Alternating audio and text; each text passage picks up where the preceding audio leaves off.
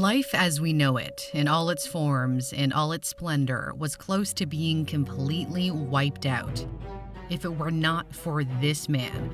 Almost every one of us owes our lives to Vasily Arkhipov, a Soviet Navy officer who made a choice on a submarine that may have prevented a nuclear World War III.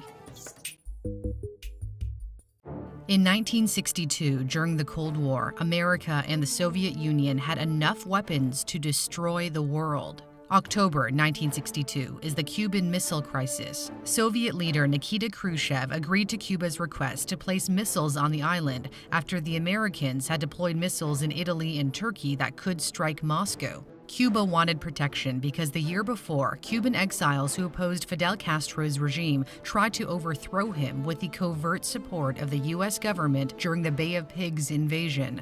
When American spy planes discovered Soviet missile bases on the island, President Kennedy ordered a blockade of Cuba so no sea traffic was allowed through. On October 27, American forces spotted a Soviet submarine hiding in the Caribbean. The B-59 was on a top-secret mission to Cuba along with 3 other Soviet subs. The Americans dropped practice depth charges to try to get the submarine to surface. These were low explosive ones, the size of hand grenades and not meant to be lethal. But the crew interpreted this as an attack. The submarine had been unable to make contact with Moscow for days because it was too deep underwater and couldn't pick up any radio traffic, so they did not know whether war had broken out.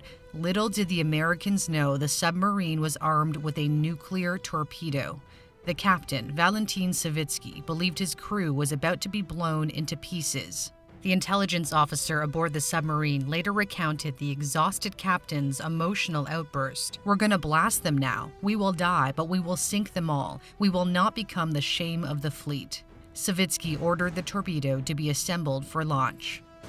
The nuke had the power of the bomb dropped on Hiroshima. Moscow had already authorized the crew to launch the weapon if they deemed it necessary. Had it been launched, had it hit one of the many U.S. vessels nearby, it would have likely set off a chain reaction leading to full-out nuclear war. That would have caused global devastation and an unimaginable number of deaths. But it didn't happen because of Arkhipov. He was 34 years old. His wife described him as a modest, soft-spoken man.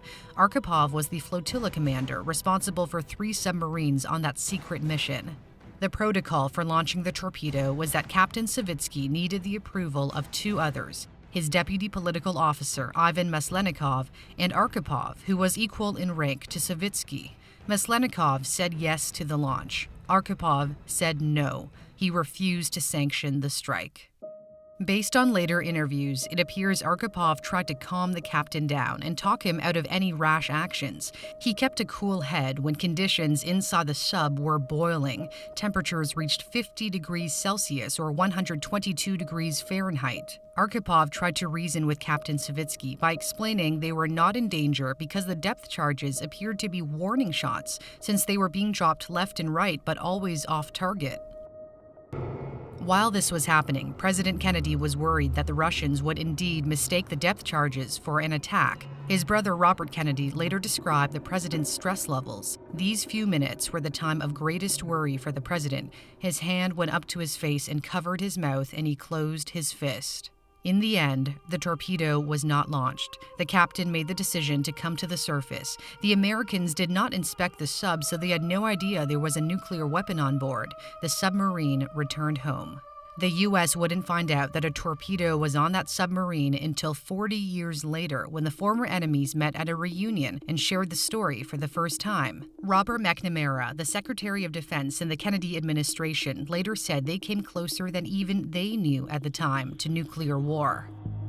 Archipov's family received the Future of Life Award 19 years after his death for a heroic act that greatly benefited mankind. His daughter Elena said her father acted like a man who knew what disasters could come from radiation. Arkhipov was exposed to radiation during an accident aboard a nuclear submarine in 1961. After the Cuban Missile Crisis, he continued with the Russian Navy and was eventually promoted to Vice Admiral. He died from kidney cancer, likely caused by radiation, in 1998. He was 72 years old. So when you look around the world in all its forms, in all its splendor, remember that if it were not for a naval officer who tried to calm a nervous captain despite depth charges, extreme heat, stress, and isolation, we would probably not be here today. I hope you enjoyed the story of the man who saved the world. I'm Cindy Palm. If you like what you saw, subscribe to my channel. And also, if you'd like to support this channel's mission of spreading knowledge about interesting and important topics, you can consider making a monthly contribution through Patreon. See you soon.